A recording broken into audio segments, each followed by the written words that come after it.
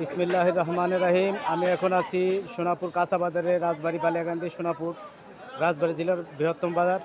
ভাই ভালো আছেন? ভাই পেঁপে কত করে বেচতেছেন? পেঁপে 30 টাকা কেজি। আরে ধুন্দল, কাঁচামরিচ 60 টাকা পোয়া। লাউ কত করে পিস এগুলা? 60 টাকা পিস লাউ। ঝিঙে কত করে? 80 টাকা কেজি। আর কচু?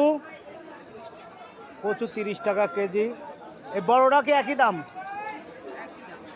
একই দাম, ছোট বড় কচু সবে একই দাম। এই যে আমার ভাই বিক্রি করতেছে। আলু কত করে বেচতেছেন?